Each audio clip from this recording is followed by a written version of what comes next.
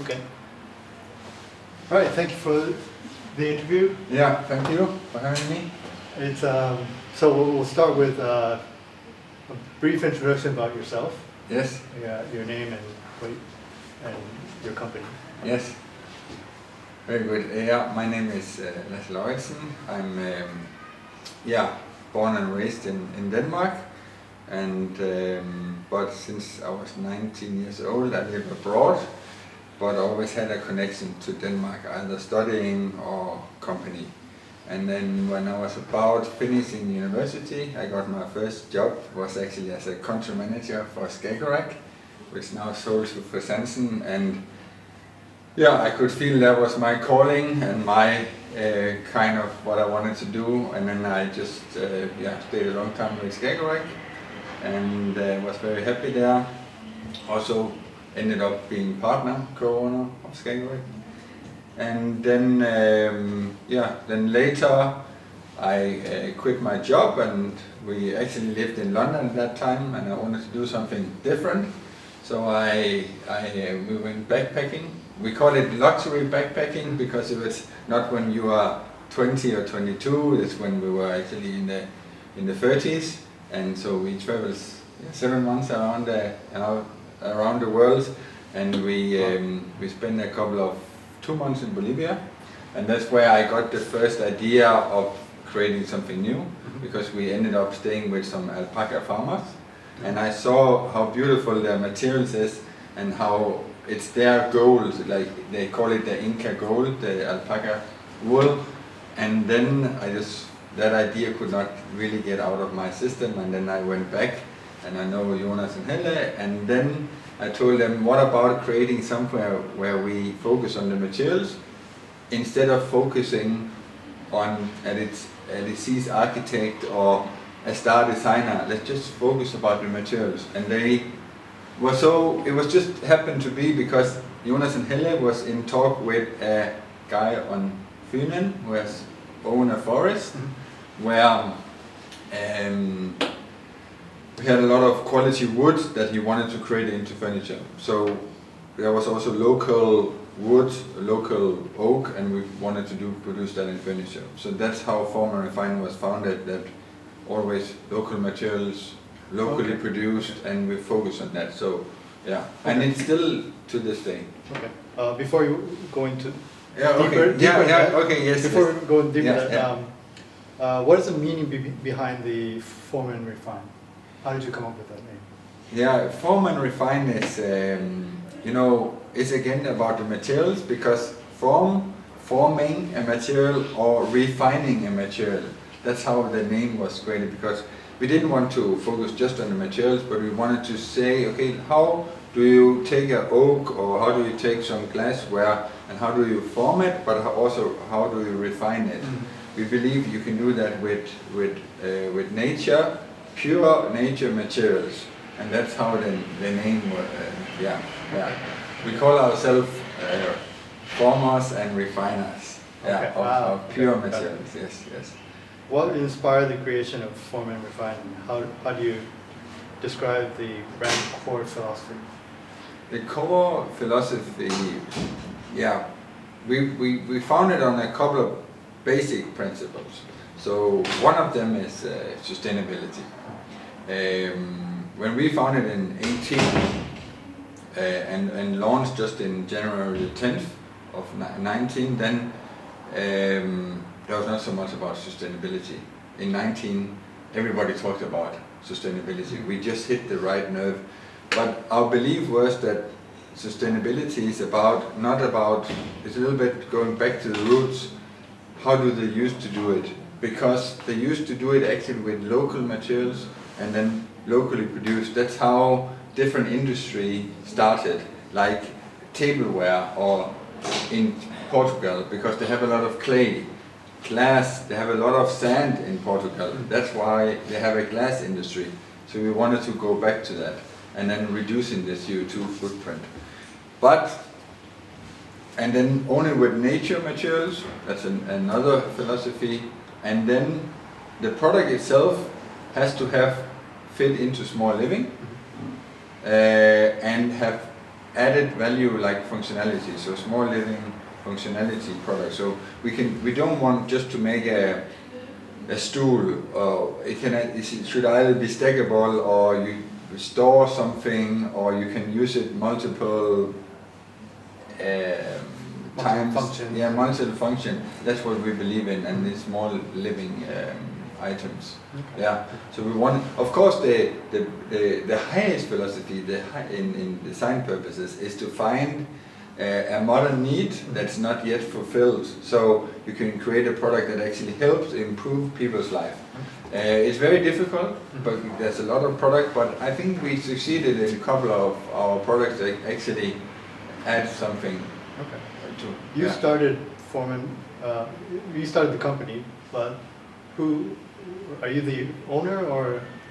Yeah, it's me, Helle-san and Jonas-san. Okay. So we are 3 founders, and we did it all together. So we are like a trio, you could say. We decide everything together, yeah, we were friends before, and we actually still friends, and I would say we actually became better friends, which is extraordinary. Right. But it's also because I'm more the commercial part, and Helle is more the art creative director part, and Jonas, he's mainly responsible for the furniture. So we don't have a field where, or a task where we just have to, we're not 3 designers, or we're not, 3 commercial people. We have each field where we're very good at. Okay. Yeah, I think that's also, yeah. So the designers, they also, their last name is Herman, yeah. So it's called, yeah. So Jonas and Helle has a studio called Herman Studio. Still. Yeah, they still have it, and they also do a little bit work for others. But of course, yeah, most of the attention goes into Form and Refine. It's mainly Jonas who's doing other corporate collab with other. Okay. Yeah. So if he comes up with an idea, sometimes it doesn't fit into our branding or collection. He made a beautiful new lounge chair. It just fit into our, and then he came over to another brand. So they also did some design for firm living. Yeah, exactly. Yeah. So that's the lounge chair I just mentioned. That it was just perfect for family living. Yeah. So yeah. Okay. How does the Danish design culture influence your approach to design? Because I know you're not following like the Hay or the Muto or the modern kind of Danish design. You're going actually to more of a classic style. Yeah, we have some influences. For instance, we like I know the design gold age in Denmark is important, but we have a little bit like where we look at that. We like Børge Mogensen, of course, but he's like, because he designed for the people, but his furniture actually now is very expensive. But we also look at the Shakers. In America, it's a nice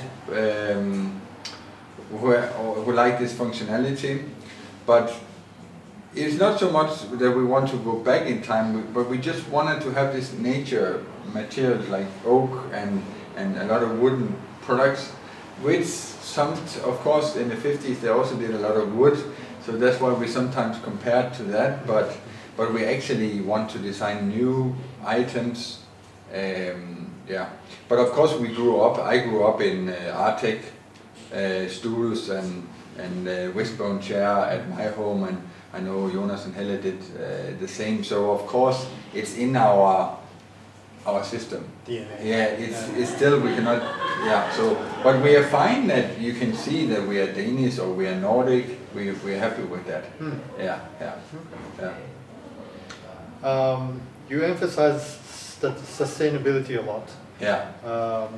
Why and how does it equate with your brand? Equate? Yeah. How did that become your core material? The main feature. Yeah, we just think that it's the right way. Sustainability is a lot about impact. We know that we don't have the biggest impact yet. I think we touched 25,000 souls, we said last year, because we sold 25,000 products. But we want to be a very good example of how we think sustainability should be done. So we try to minimize the CO2 footprint about locally sourcing products.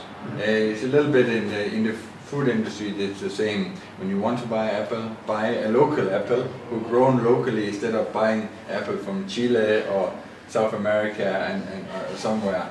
And we think it's a little bit the same. And then it's oak or wood, beech and other materials we use. It's indiscussable one of the most sustainable materials in the world. It captured all the CO2 and is forever captured in the furniture. So in the wood.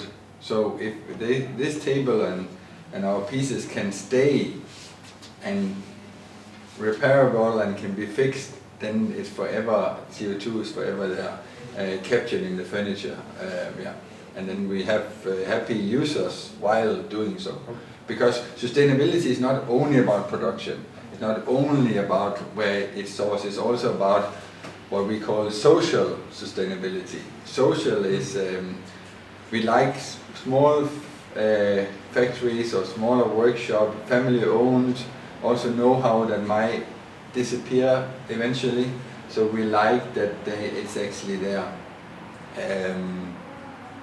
That's what we believe in. That's why we do one classic, the shoemaker chair.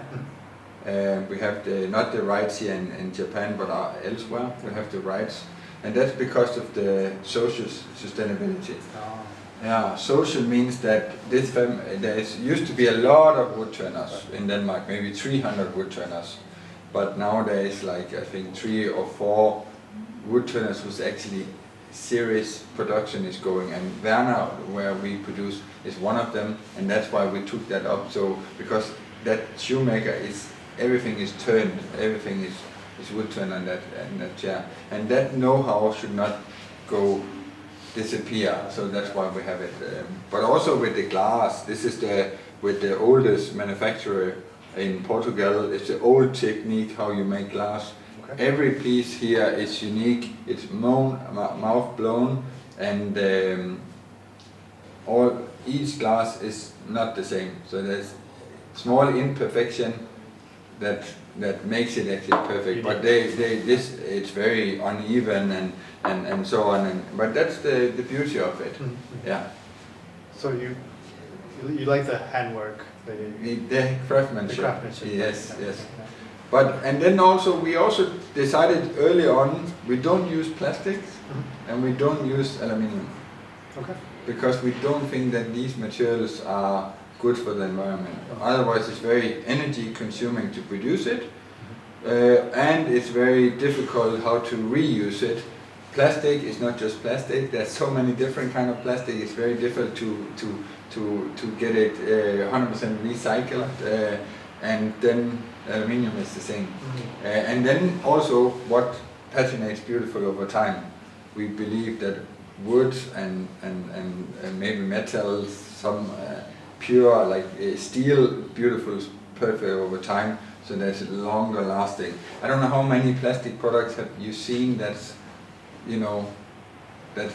vintage now. Yeah. It's very rare. Yeah, you only have the old Eames chairs, but that was fiberglass, right, which is valued now. Okay. But yeah, I could see that.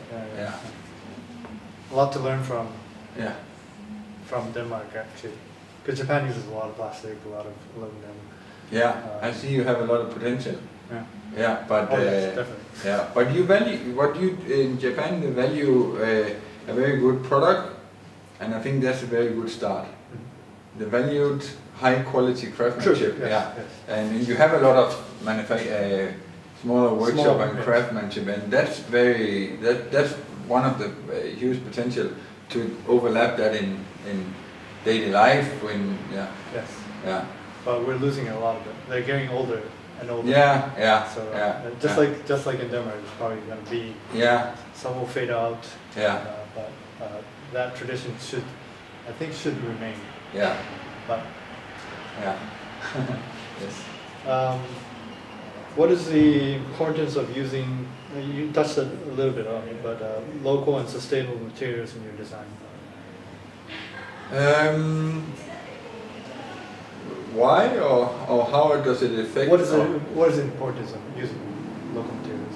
The importance is that the CO2 footprint will be reduced substantially, because you can also get high quality oak from America or Canada, for instance, but then you ship it to our production in Europe, and then you ship it back to America. Then you have two transportations. That's not good. It's better, and then the locally sourced communities around the product is very important, from the sawmill, but also packaging, but also the one who make upholstery. We like these small communities. There's more people involved than just our workshop. There's the forest owner, then there's the sawmill and the drying process. There's a lot of industry involved in that, and we like the local communities. I think that's sustainable as well. Okay. So you could actually grow the community within each area you produce. Yeah. Okay. Your brand emphasizes a lot on craftsmanship. Could you tell us more about your collaboration with artisans and how this impacts your design process? Yeah, no. There's first of all, when we start a new product and we're designing a new product, then you have to come up with an original idea, and then you have to think about the design, and then you eventually, after some time, you have a product you think is good. But then you're ready for that, and then you go to the artisan who will actually make the product, and then they come up with some ideas as well. If they could we do it this, then it will become stronger. Could we do this, and then it starts having this collab and this cooperation with the artisan. We talked about it, but of course the original idea, the product itself is almost done, but then there will be smaller adjustments along the way. Okay. They don't decide the overall look, of course, but they have some good inputs that we use, and that's very nice. Oh, interesting. Yeah. Can you kind of tell us what? Yeah, but it's an example, for example. An example is, for instance, for this chair, we wanted that no visible screws. So one of the artisan, he said, "Oh, why don't we use this for stackable? And then underneath, when we take this out, we can actually hide a screw that fits in here. So it's still not visible." So that was a good collab. And then we talked about which dowel. Then they have some ideas which dowels to use. And we talked about this angle here. Should it just come up or should it be aligned? And it's this discussion, and then you talk about, and also how thin, for instance, a seat should be. We would like the thinnest possible this time with our seat, and then we tried a lot from 8mm to 9mm, and we ended up with 9, which was very good. Stuff like that, but also the construction, how you pack and how you put a product together. So there's a lot of which screws to use, so there's a lot of choices to be made, which you cannot always see. Also the idea of getting this what do you call it? It's actually recycled Teflon gliders from Sweden. Oh. This is the newest, because they used to be plastic or filled. You can make a choice, but this one is the new one, so you don't care which floor it's on. It's just you can use it for everywhere. And that's also a collab what we did together. We were trying to find the best glider, basically. What is the material? It consists of, they call it Teflon gliders, but it's actually Teflon. Teflon, yeah. Oh. Yeah, so it's like on a frying pan. Yeah, it's but it's recycled, and then they add the Teflon. So it's one of the. I think this will change the industry. I think it will come a lot now. Okay. They're a little bit more expensive than the felt and the plastic glider than people used to, but yeah. Okay. I never thought Teflon was sustainable. Yeah, but it's not. But this is recycled. Okay. So when we use something like that, then we try to find the recycled. Yeah, because even though we don't use plastic, in our packaging we're not 100% plastic free still. So Okay. we try to use recyclable plastic when we have to. Yeah. Okay.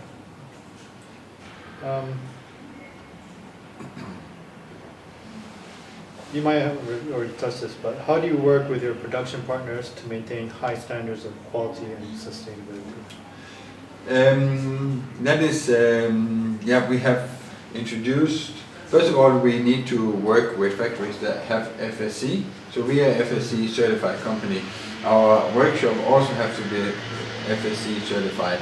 And then, and so all the wood is FSC certified. So that takes what we call a quality management system. But then on top of that, we have a supply chain manager who is frequently visiting the workshop.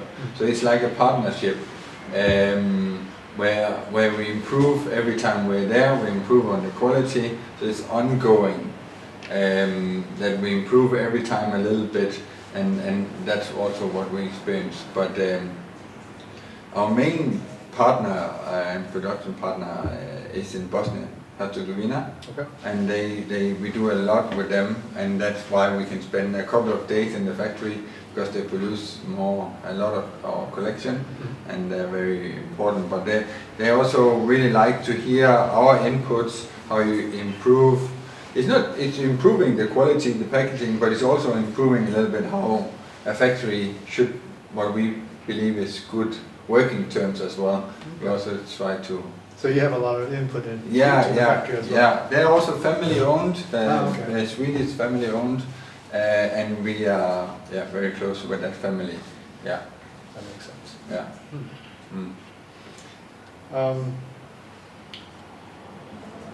What are the key trends you see shaping the future of furniture and homeware design?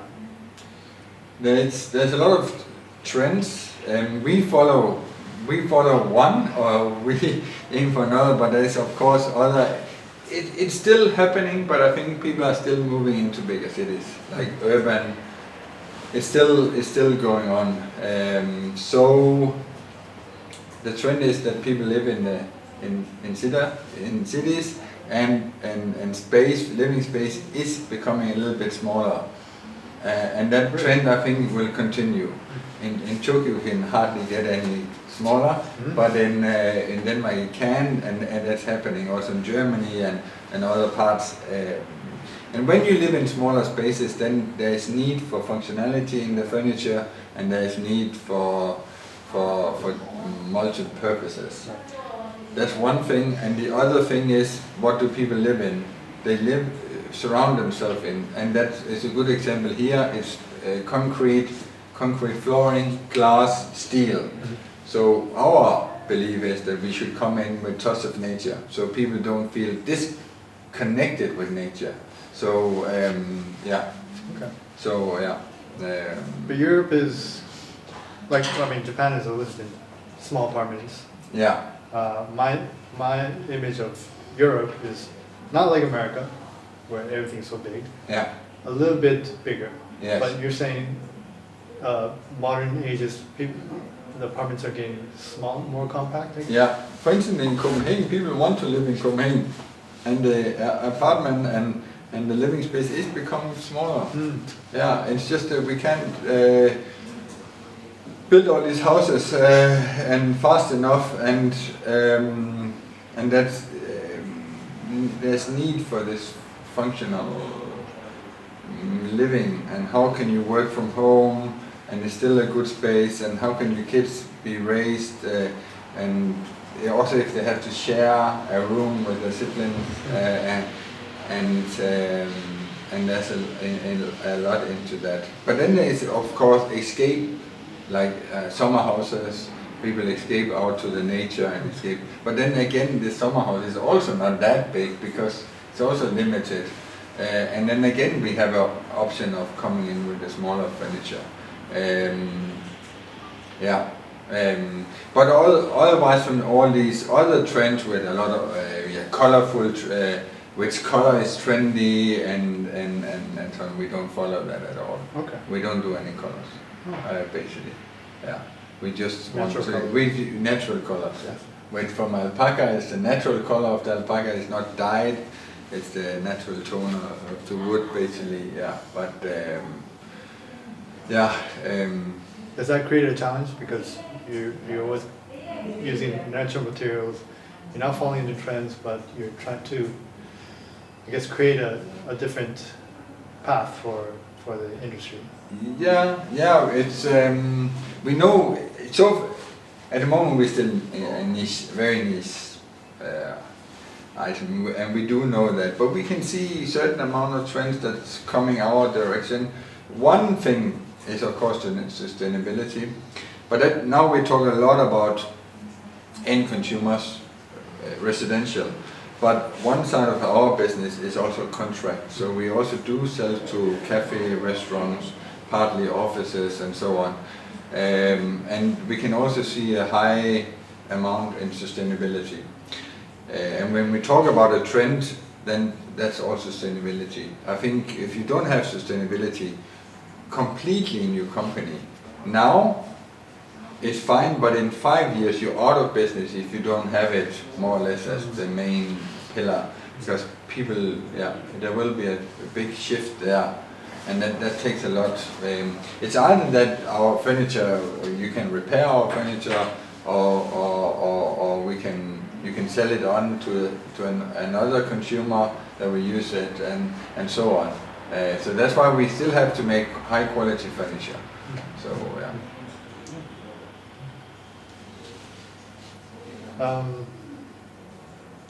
Do you have any upcoming collections or collaborations that you're particularly excited about? Yes, we will actually introduce, next year we will introduce 2 new materials. So that's very exciting because, Something you never used. Something we never used before. Okay. Yeah, so that's very, very exciting. And Something you can talk about, or? Yeah, one of them is pine. So we will introduce, not Scandinavian pine, but actually Bosnian pine.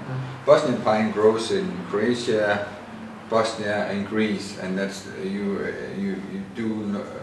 If you ever been, then you know this tall forest with on the rocks. So it's a special source and a very high quality pine. And we introduce a collection of that where we emphasize the beautiful structure of the pine and also a little bit different with a bench and shelving and so on. The good thing about pine is that it's less expensive than oak, so we will introduce it for and then maybe capture another audience because But I think in Japan particularly you do like different wood a lot, and I really like that. So I think there's a potential for that product series here, but also in Europe, but maybe not in America. We don't know, but we feel it's the right way to do and try to introduce other wood types that's not so much out there. Okay. But in a good way. So right now I noticed that you started off as furniture, but you also started with glass and alpaca. Yeah. What led you to that different material? We want to be a lifestyle brand. We don't just want to do furniture. So that's you're why. not a furniture brand, right? Yeah, we are. Our hearts are completely into furniture. Furniture is what we want. Small living furniture. That's what we want to do. But where glassware, a little bit of ceramic or alpaca, it's very good surrounding and fit into our philosophy very well. But it's also sometimes the first time you get in touch with Form and Refine, you buy a cushion or you buy a cutting board or you buy somewhere a little bit, and that's, we're also aware of that. But it needs to, a lot of companies, retailers, and so they like to set a special style for us, and that's why our accessories also come into that area of, so it needs to fit together. Yes. Okay. I guess it's, as an ending, I think with that, I'm done with the questions. Any last comments to the Japanese audience and what to expect from you in the future? Oh, that was a difficult last question. Yeah. What should I say? Yeah, I think.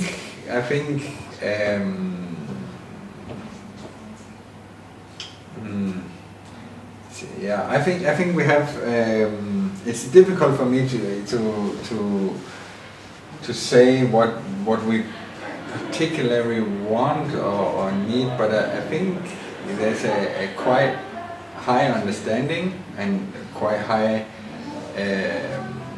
interest in our furniture here, and it's just about a promotion like you do now, which we're very happy about. Normally when a Japanese customer finds the time and just get to touch with our product, they generally like it a lot, and the functionality of it as well. And we sometimes also think a little bit in the Japanese way of living, because everything is smaller here, and we like when it's smaller, because how small can we actually get a product? For instance, this product here, that's we think this is very good.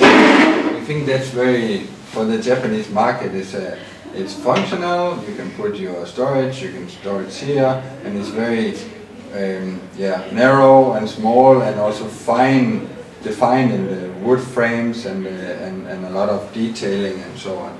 So I think in that sense we do sometimes think about it. And then being here, you also see how things are small, and I think that's a nice way to see it and get some ideas for the future, a little bit how we can develop a couple of products, because Okay. Actually, I did say this was the last question, but I have another last question. Yeah, yes, good. Yeah. What is your favorite product? Maybe 3 products in your lineup, and in our own collection. Yeah, and not in sales volume. Your personal feeling too. Yeah. I have to say this chair. This first one that comes into my mind, but this chair, creating a chair is one of the most difficult pieces. And normally we say a real design company, a real brand has to have chair, otherwise, And this, they took 2 years to develop, but it also did so much for us, for our company. We get so much interesting partners. We were able to deliver to a couple of, like we did Louis Vuitton boutique hotel, conference hotel in the French Alps with this chair. Wow. So it opens a lot of doors, and we won a couple of design prizes, and it did a lot for us, and it's still doing a lot for us. So, and then we have it at home as well. We have it in our guest room. We have it in our dining. So we use it ourselves. So that's really, I was gonna ask you if you have it at your home. Yeah, exactly. Of course we have. But then, apart from that, it's difficult. We have,